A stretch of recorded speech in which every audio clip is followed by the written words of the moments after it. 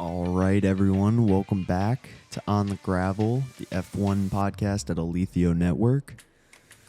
Oh boy, we have camera today. Hello, You can audience. see Raven's beautiful face today, and myself. Yeah, you too, bud. Oh man, what a race! Not super not- chaotic for the first race of the season. A pretty lackluster. Yeah, it Race, was in nice. all Though. honesty. It was nice to see. There was some cool stuff happening up and down the grid this week, so we got a lot to go over. We do. I think we'll go over the little bit of elephant in the room for F1 news being Red Bull finished their investigation on Christian Horner. So that officially happened on early Wednesday morning for us American folk. Apparently, there was also leaked messages that came out to all of the team bosses, but I don't believe anyone was really saying what was actually in there. I do believe they leaked to the public as well, but I'm not going to go searching the depths of Twitter. I also think those were AI generated. They could Like have been. it looked like you had a 12-year-old on like AOL in 2005. It didn't Oddly look specific. legitimate at all. Oddly No, I just specific. saw that comment and I thought it was hilarious. A little bit of news just today, but Max Verstappen apparently had a meeting with Toto Wolff on the paddock this week. And the possibility of Max going to Red Bull in 2025 is not out of the question. Mercedes. But yeah. Jesus. No, you're good. It's early.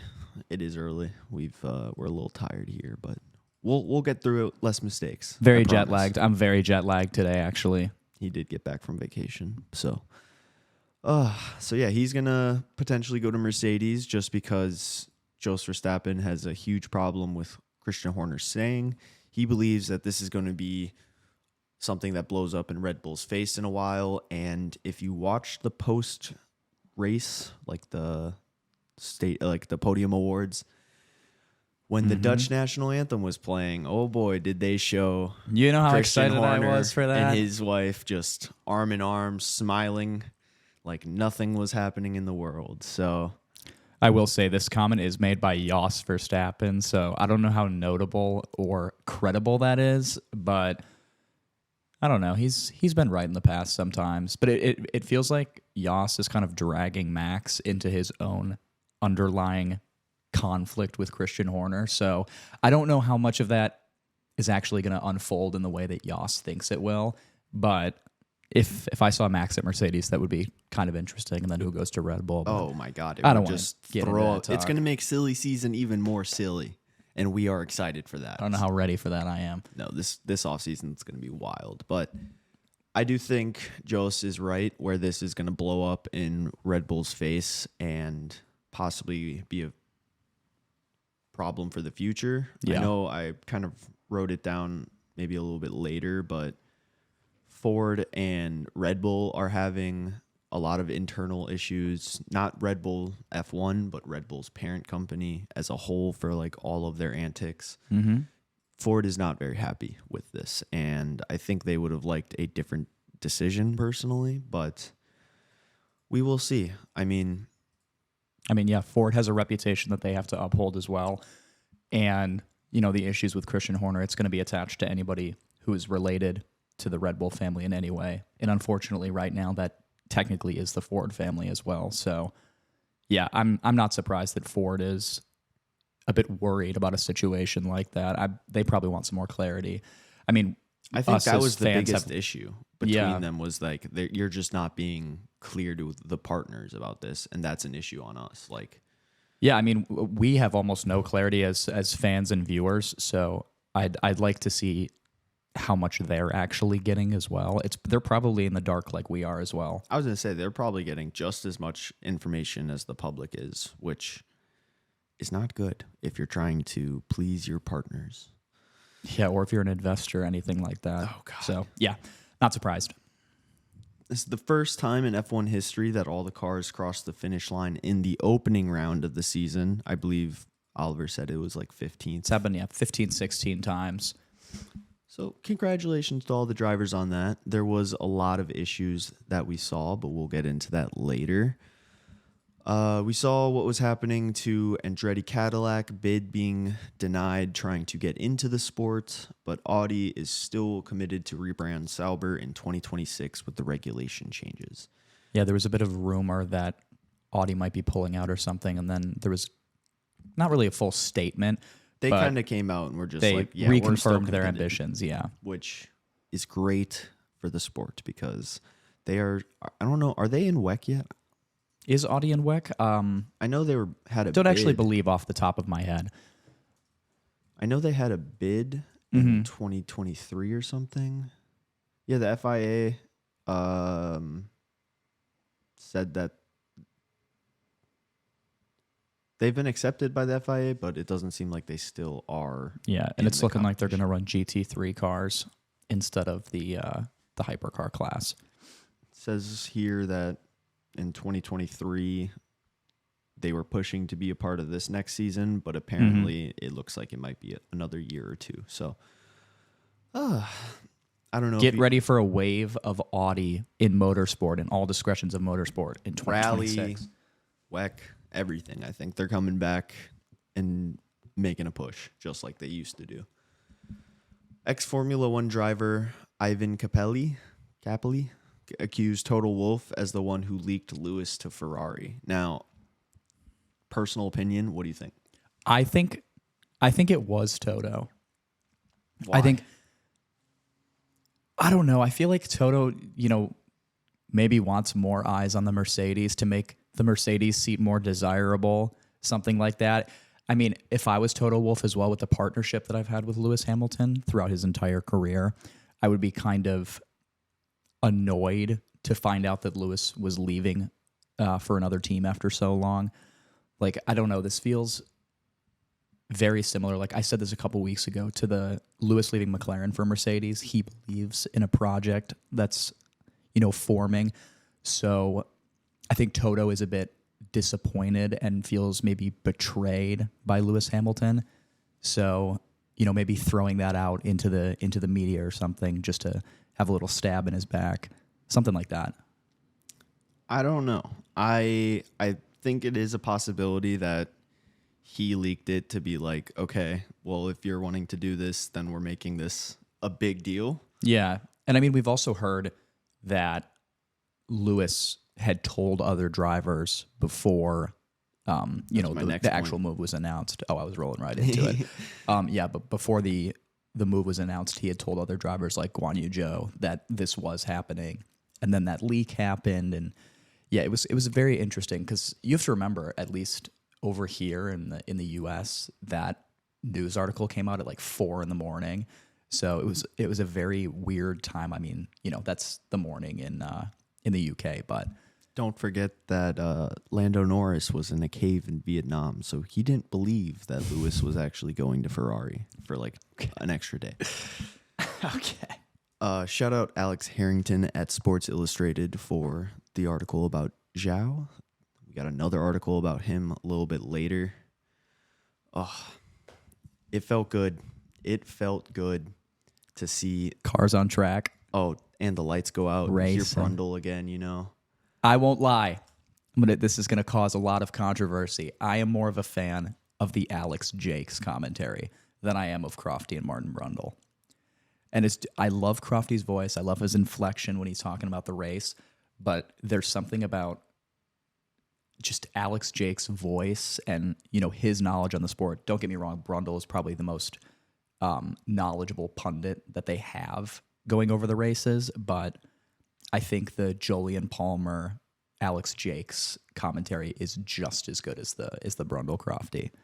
So that's the one. Oh, right. I don't know. I haven't watched it yet, so I can't confirm or deny That's take. I think we'll go. Oh, we have a few more things before, but did you know that we didn't even get to 100 days without hearing the Dutch National Anthem?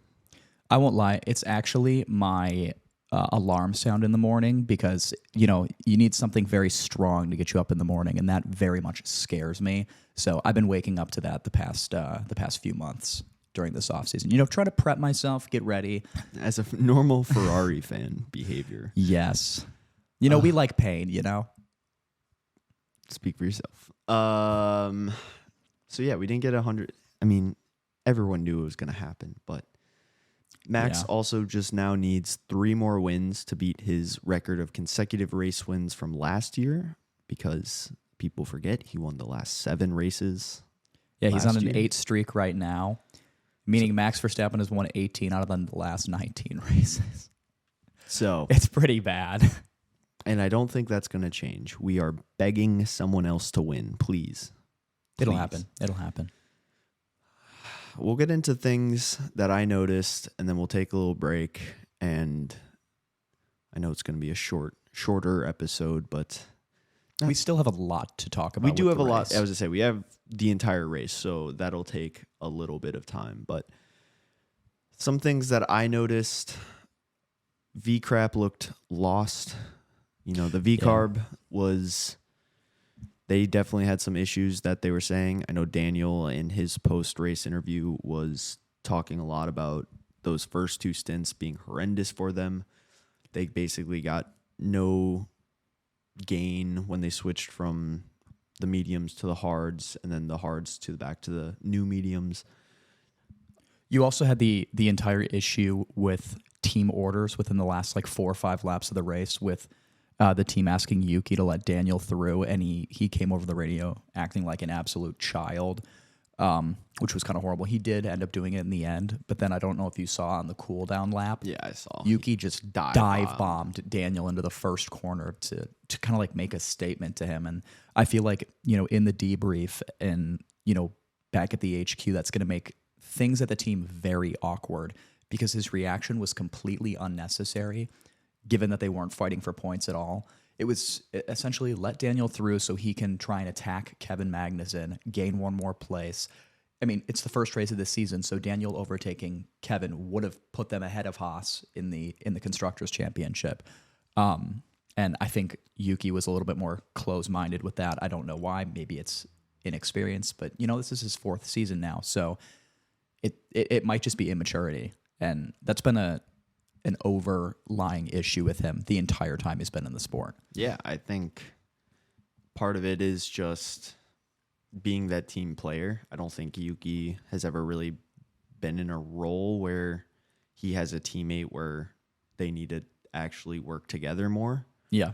I really do think Daniel was the better pace. Obviously, he was, top 4 over the weekend? Yeah, he was practice. top in FP1 as well. So it makes sense that I think they wanted him to kind of be a little bit more aggressive. I feel like he knows this track a little bit more as well. Mm-hmm. But overall, I don't think that's a great look for them to be going into the season like this. I mean, obviously there is that overbearing fruit of whoever does better, and the Red Bull Racing is going to get moved up to that Red Bull seat. Yeah. So I think that's a lot of desire there. That's kind of pushing them. Obviously, that car is a lot better due to all the upgrades and them switching to essentially old RB19 Yeah, parts. essentially the last year's Red Bull car. So I don't know. We'll have to see where they kind of come out in the next few weeks. Obviously, didn't go too well for them this year. Daniel also had a front wing issue at one point, and it took him a little bit of time to do that. Valtteri Bottas also got screwed a lot.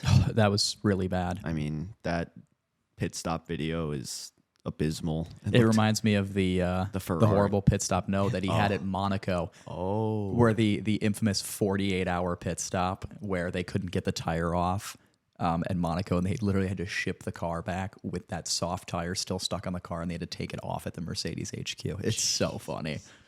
So, unlucky for him. He also I think he had a puncture at one point, so they had to box early and get that fixed out. So, a lot of unluckiness for some of the guys on the grid, but for others, it was a little bit better. Talking about Aston Martin for a second. Although literally being in the middle of the pack, securing 9th and 10th, that is very, very impressive. From Stroll getting spun out in the first lap, coming all the way back to 10th points and securing points for Aston Martin. A huge point right now. Yeah, we're definitely going to, after this break, sit down and really talk about the start of the race, because I have a lot to say about it. Mm-hmm. But yeah, 3 points is 3 points. The Aston Martin came into the race. They knew they weren't going to be able to fight the top 4 teams. They expected to have a lot of quali pace, not as much race pace, and that was shown very quickly into the race with Alonso, slowly dropping back to the Mercedes and the McLarens. But it's giving me kind of an Alpine vibe from last year where, you're not really a midfield car, you're not really a back marker car, you're kind of just in no man's land. So we'll have to see how that develops throughout the whole season. But I don't think Aston Martin's in a bad place. No, I think they're definitely in a place to improve, and I think give it 3 more races, they'll bring out a wave of upgrades. Mm-hmm.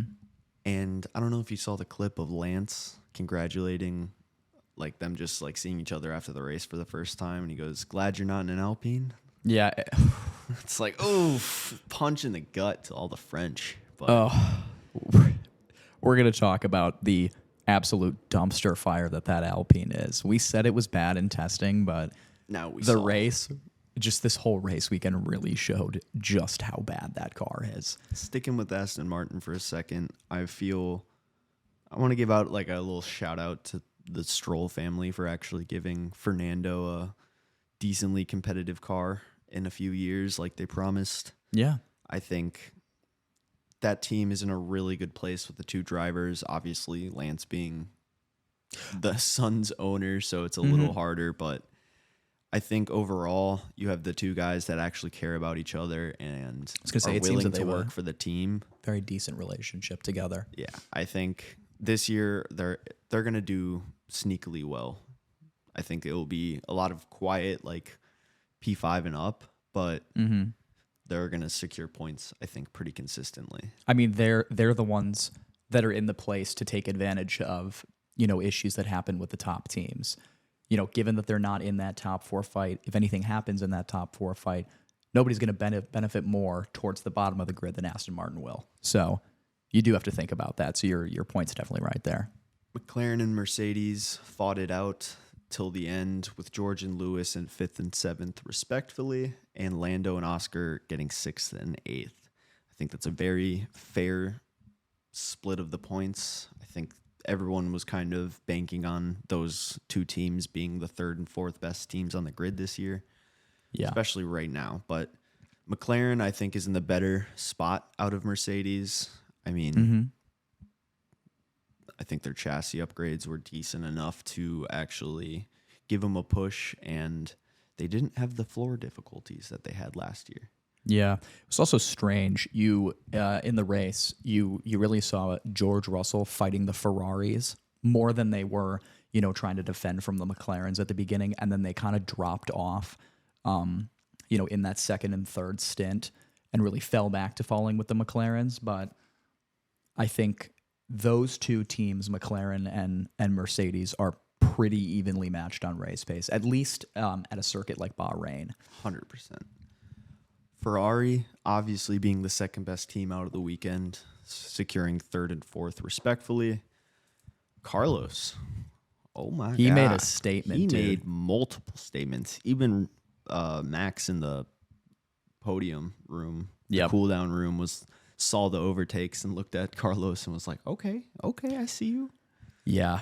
In the race, at least, Carlos was convincingly the best driver this weekend. Charles did have some issues, though, which we'll get to later. That's true. Alpine. Charles missed out on a pole position, if you didn't know. He had the fastest time in Q2, which was actually faster than Max's pole position time, which is kind of depressing, but, we didn't want the curse of a Charles Leclerc pole to a Max Verstappen win in the very first race of the season. I did not want to see that. Very true. Also, it's good to see Ferrari being number 2. I think those tires, their tire deg was you can so tell that much that's better. improved. You can really tell that that's improved. That was a huge thing that they were focusing on, and you could see it with a lot of those overtakes by Carlos. He just had way more grip than everyone else. Yeah, most definitely. Alpine. God, why? The French, you are historically decent at making cars, but in the last 10 years, oh my God. According to Alex Harrington at Sports Illustrated, again, the technical director Matt Harmon and the head of Aero Dirk De Beer have stepped down. The pair are in the process of completing their notice periods, set to depart the Enstone team in April. They are struggling more than anyone else on the grid with keeping people and turnaround and making a car. Yeah. Alonso and Piastri really dodged a bullet there. Oh my God, they are so lucky. I feel like they knew something was coming. But my thing with Alpine is you got two really, really famous investor groups in the last two years. Jeremy Clarkson and the Hawthorne Brewery, and Ryan Reynolds and I'm forgetting the other guy's name that owns Wrexham FC. Ryan Reynolds, and then the guy he owns it with. I just can't remember who that is. But yeah, you've had all this investment. You have two race-winning drivers at the team, both Esteban Ocon and Pierre Gasly. You have competent, capable drivers, and you're giving them a trash can. Rob McKinley. That's who it is. That's the guy's name I was forgetting. But you have two giant sponsors and a lot of fame. Like, you have a lot of UK fans now because of Jeremy Clarkson. You have a lot of US fans now. US fans because of how big Ryan Reynolds has a hold on our industry. I don't know if people know this around the world, but like Ryan Reynolds owns Mint Mobile, which he has historically just been like, we are going to do things different to keep prices low. They reused all of their ads. I don't know if you know that, Oliver, but they shoot all of them in front of a green screen so that they can just change the background and the story a little bit. Yeah, and Ryan Reynolds does enough as a character himself to keep the ads fresh every single time. He gets his mom. He's gotten the very first customer. It's really impressive. So I feel like Alpine is one of those teams, kind of like Haas, where it's just like, that's America's team. Everyone kind of has a little bit of rooting for them. But it makes the issue of like, why? Why is this happening? Like, do we need a new wave of aero and technical directors and designers and all this stuff to kind of come in? They also find themselves cycling through team principals so fast as well. I mean, you have Cyril, Otmar Safnauer, and now you have I can't remember who's team principal right now. It changes so much that I literally can't remember off the top of my head. But there's so many moving parts in that team that I think it's very hard to get a stable groundwork to build off of. I mean, coming into this weekend, I never expected to see Alpine lock out the back row of the grid at Bahrain. Pierre Gasly has now qualified 20th for the last two Bahrain GPs. It's really depressing. And then seeing them in the race, not really being able to push forward and make any notable, charges throughout the field. That car is in a horrible place. Like, they are convincingly a back marker. I won't say worst team on the grid yet, but they are convincingly a back marker this year, which is not something you expected, especially how they finished last year. Yeah, exactly. They finished 6th last year. Middle of the pack. With no competition from the back markers. They also were not competing anyone. So they weren't. So, like you said earlier, no man's land. Kind of similar to how if you they're in a land now. They're in a land now. It's not the promised land. I think we'll take a break right there, everyone. We're going to take a short little break, and we'll be right back. Alrighty. All right, we are back. We're going to start it off this second segment with just some things Oliver noticed during the race, which you got to watch a little bit more than I did, but yeah, I watched it on in the car on the way from Virginia to Pittsburgh. So I watched it on a 5-inch screen, but I did notice a lot. So I want to get right into the start. The start being qualifying. Obviously, before we took our break, I mentioned how bad Alpine was, but on the flip side, I think my real star of qualifying was Nico Hulkenberg dragging his Haas from, the depths of the field into Q3. Give that man a round of applause. He deserves it. Is he the longest current driver on the grid without a win? Yeah. He doesn't even have a podium. He did finish pole. He did take pole in the 2012 or 2010 Brazilian Didn't he GP take pole? for Williams. Oh no, he got like P3 or P2. P2 in Canada last year before that penalty. But, that's something you'll always notice. Nico Hulkenberg is a phenomenal qualifier, and I think that's where the Haas really shines. But, he took that 10th place qualifying into the race and found a way to lose almost all 10 of those places right off the start. So, everybody's kind of going around trying to avoid Nico Hulkenberg after his horrible start. And he ends up, locking up into the first turn, hitting Lance Stroll. This is why I said Lance Stroll was my driver of the weekend as well. But he hits Lance Stroll, spins him around. And then Valtteri runs into the back of Nico Hulkenberg, has a front wing issue for the rest of the race because of that. It wasn't damaged enough to where they would change it. It wasn't worth that much time. But it definitely took off a lot of time. It took off a lot of time for him every single lap. So, yeah, Nico Hulkenberg, started the weekend off so well and ruined it in the first corner. But I think that collision really showcased how good of a driver Lance has the opportunity to be. He's a very inconsistent driver. We all know that. However, easily my driver of the weekend in the race. It kind of reminds me of, the Sergio Perez 2020 Sakir getting spun around and, coming back to win the race. Lance didn't win the race, but Sergio Perez, in my opinion, is a better driver than Lance Stroll. But, he was able to get that car all the way back into the points, finish pretty close to his teammate. So I was very, very impressed with how Lance drove throughout the weekend. And then the other big thing that we noticed in the race, before all the haters come at me and say, Logan Sargent's washed, he's trash.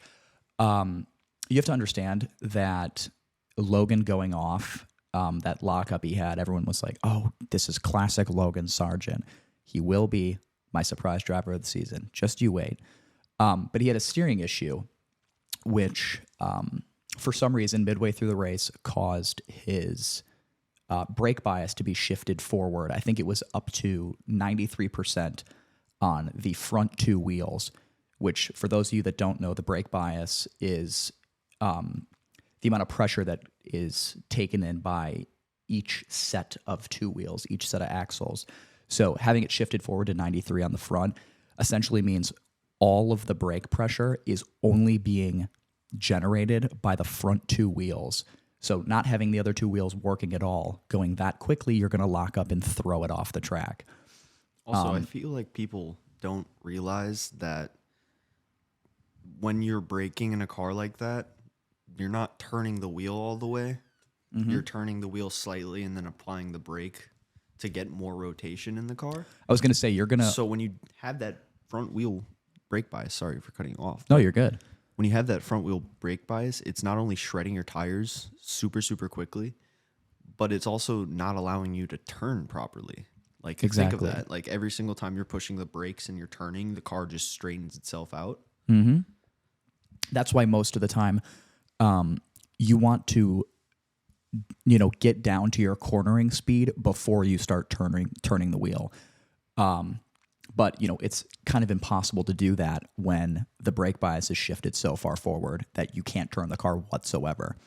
So, he flew off the track, kind of just sat there for about 30 seconds. We thought his race was over. Comes back, goes to the pits, makes his stop, whatever. He's, race finished. But there was also a power unit cooling issue with the Williams throughout the entire race, which is why you really didn't see them making any notable progress up the field, because I know James Vowles was very vocal about the ability of the Williams in the race. But this cooling issue essentially made it so that they could not follow other cars closely at all because the engine would overheat way too quickly. So they were kind of forced to make their overtakes through pit stops and that kind of stuff. And that's extremely difficult to do. So they were kind of sitting ducks throughout the race because you can't really fight hard either or the engine's going to overheat.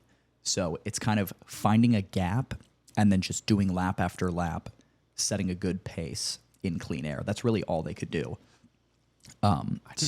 Quick little note, but Yeah. I didn't realize K-Mag finished 12th, both in front of both Red Bulls or V-Carbs. Yeah, they tried to get Daniel Ricciardo through, but it just wasn't enough. But more so talking about Haas being 12th, like sneaky 12th podium by them. So Well, what sucks so much with Kevin Magnussen finishing P12 is what could have been for Nico Hulkenberg. You know, he started 10th. I think K-Mag started way further back. I think he got knocked out in Q1, and he was able to make it up to 12th. So that does show good signs for the Haas's race pace. But yeah, I would have liked to see Nico potentially extract, you know, a P10, maybe even a P9 finish with that good qualifying that he had, but he decided to throw it away with a poor start into the first corner. And then yeah, my other point was just the horrible luck for Valtteri this race. You know, he really had nowhere to go in that first lap collision, and then just compounded by that horrible pit stop. I'm surprised they didn't actually change the wing while they were waiting for that one like nut and tire to be brought out. Well, like that was the perfect time to do it. let's talk about that because I don't know if people saw that, but I'm pretty sure this year they changed the drill bits on the guns to like have like LEDs. Yeah, they looked way more technologically advanced. Well, it's like I'm pretty sure the teams have tried to do similar stuff like this in the past, but it seemed like almost every team on the grid kind of had this. But it essentially was like a sensor that would turn green whenever it was done tightening, so you knew when to like move on. But if you look really closely, the nut, like he puts the gun on, he turns it and it goes green, but the wheel is still like slightly bent. Yeah. So I think immediately it just like threaded a nut, which obviously all of those parts are CNC'd, fine machined to make the exact precision, and then they're all measured, and Red Bull has a little ad about it. It's pretty cool. Go check it out. But it's not easy to get a brand new part like right like that. Yeah. It takes time for those guys to run and get it. So to And your you're point, never, and with something that technologically advanced, you're not, you know, anticipating an issue like that. you're happening. not anticipate. Jesus, I just did what you did. No, you're gonna do it all the time. You're not anticipating something that's so meant to be perfect to just malfunction out of the blue. Yeah. But to your point, it would have been a good idea to maybe change that front wing while they were in the pits. So, But, you know, We'll that's never the know. benefit of hindsight. exactly. You want to get into some of the things, some post-race news? Yeah, Some most stuff that we definitely. I haven't want to saw? hear about that cooling issue for George Russell. Yeah, let me get that up.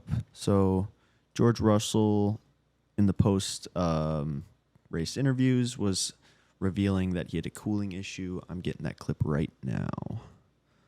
Yeah, because George looked phenomenal in the first half of the race, and he was fighting those Ferraris, and he kind of dropped back out of nowhere.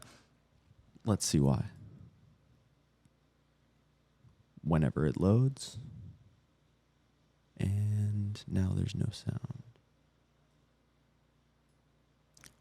Technical difficulties. I think there is sound being... I don't know where it's being played to, but it's being picked up. So maybe it will be on the video. Sorry for interrupting you, George. I know you're trying to talk. You're trying to talk so hard, but maybe we'll not be able to play the clips. Maybe I'll have to put those in post. So It's okay, but yeah, George Russell losing half a second a lap to this cooling issue kind of fell into the same trap as the Williams were having. So yeah, the engine overheating seemed to be an issue for a lot of teams. I remember him saying that it was a issue on...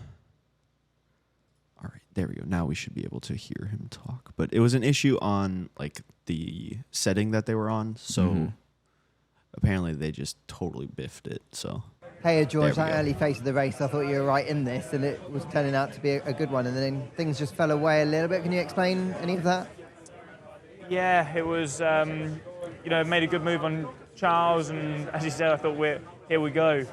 As soon as I got into second, I had all these big red alarms coming on my steering wheel. The engine was overheating, and turns out we got the cooling wrong on the engine, and we had to turn the power down. It was costing us half a second a lap. We don't quite understand how we got it wrong because we've not experienced that yet, and especially so early in the race. Then it was impossible to defend. So that was a real shame. I think the podium may have just been out of reach, but as I said, it had a huge knock-on effect, and from that point we just went backwards. How concerning are So losing half a second because your engine's overheating is a bigger issue than I think people really understand. Got to do half a second times 57 laps. You're finishing almost half a minute behind where you otherwise would have. So that's definitely very costly. Jeremy Clarkson was also the checkered flag waiver for... We finally got a real fan to wave the checkered flag. No Tim Cook, no Shakira. This guy's legit. Real fan. He was too drunk to actually do it comprehensively, though. A fan pointed out on his Instagram where it's like, how much did you have to drink today? And Jeremy just responded with, yeah, a lot. So I won't lie. If I was the one waving the checkered flag, I'd probably be plastered as well. all right. Charles also had a little issue with his car. I kind of forementioned it earlier, but let's see what he has to say about that. Yeah, there's a reason Carlos was so far ahead. Whenever Charles, obviously difficult day out there. Just how tough was it to kind of go through and have a car that really wasn't responding in the way that you'd hoped it would do? It was impossible to drive properly. We had big problems with the brakes, which we will investigate what happened in order for it to not happen again. This obviously was a big issue. So, in the first 10 laps it was impossible. Every lap I was doing, I would brake 3 or 4 meters earlier, but the issue was getting much, much worse every lap. So every time I was basing my feeling on the previous lap, but in the meantime the issue was a lot more. So I will get there and I will lock up like crazy again. So it felt really bad, and then it stabilized, but in a place that was completely out of the proper window. I think on the radio the team told me that it was more than 100 degrees more splits between front right and front left, and that stayed for the whole race. So we were in a very, very bad place, and it's like this. wow. Yeah. 100-degree difference between the front and left tires is... Yeah, I think I saw at least, 3 or 4 shots of Charles just locking up, whether it be into turn 1, turn 10, and it was costing him so much. You want to go over to F2 for a bit? Yes. So for those who don't know, I follow F2 as almost as religiously as I follow F1. And that's just because I like to see the up-and-coming talent that have the chance to, make it into the sport. And I personally believe this year's Formula 2 grid, after seeing how the rookies performed in F3, how the incumbents are still performing in F2, this grid is one of the most stacked in the modern era. Maybe only one out by 2018, where you had Lando Norris, George Russell, Alex Albon, Nick DeVries. But let's go into the actual race. So after losing his spot in the Red Bull Driver Academy, Zane Maloney, he really took that shot to heart and did the double for only the third time since the beginning of the 2022 season. The double meaning they have 2 races every single weekend. They have a sprint race, which is a reverse grid top 10, and then they have the feature race, which is just like your normal F1 race. So Zane Maloney qualified P3 for the main race, meaning he started 8th place for the sprint race. So to go from 8th to 1st and then 3rd to 1st, it's very impressive. The kid is really talented. It was also his first win in F2 as well. So I think Red Bull just didn't give him enough time, but that's how Red Bull is. But yeah, also very notable that a lot of rookies took to the ground just sprinting. Is Antonelli one of them? Antonelli, no. Really? He did nick a point in the feature race, but Kimi skipped a lot of steps to get into F2. You know, he didn't drive in FIA Formula 3. I think one of the last series he drove in was ADAC Formula 4, which is the German F4 championship. So he definitely skipped a few steps. But currently, besides Zane Maloney, who was a rookie last year, the other 5 spots in the top 6 are all held by rookies. They're all looking really good. I knew they would because Formula 3 was so exciting to watch last year. But I think the biggest point that is very important is the new regulations for F2 are really working. The most notable thing you'll see visually is the chassis looks way more rounded, especially in the front wing area, and it's making it a lot easier for these cars to follow. There were so many on-track overtakes. If you watch the highlights for this race, you know, you can have dead periods in F1 of, up to like 25 laps, but you're seeing overtakes every single lap at different parts of the track. If you want overtaking, if you want equal cars, it's really just down to the driver. Watch F2. You will not be disappointed. It's not as much like F1 where these cars are more different. Would you say it's more similar to like IndyCar? Yeah, I would say it's a very similar championship to IndyCar, except with a lot younger drivers, and they're really trying to prove something. Because I was to say, instead of this being like the end of the line for them, potentially going overseas, they're fighting for Formula One spots. Exactly. This is the penultimate step in their career, and it was phenomenal. I cannot wait for the next F2 weekend. Is that next week or in 2 weeks? That would 3 be weeks. Next week. They should be racing at Saudi Arabia as well with F1. That's going to be exciting.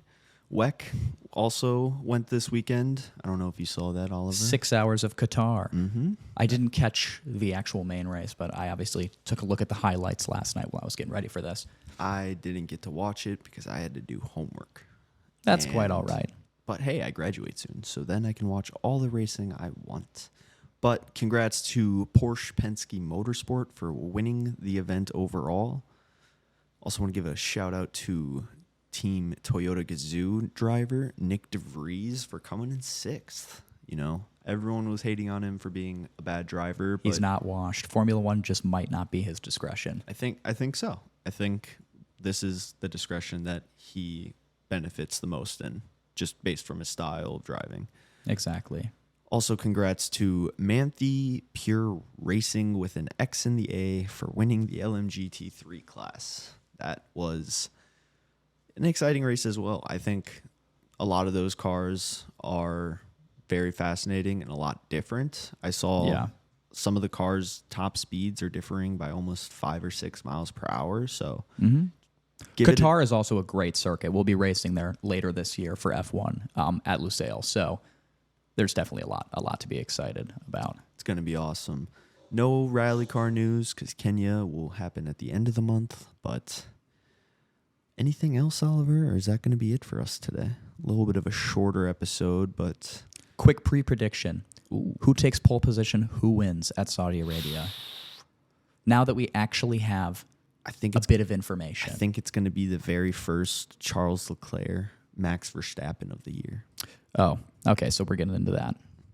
So Max Verstappen wins the race from a Charles Leclerc pole position. Mm-hmm. Can't lie, I could definitely see that happening.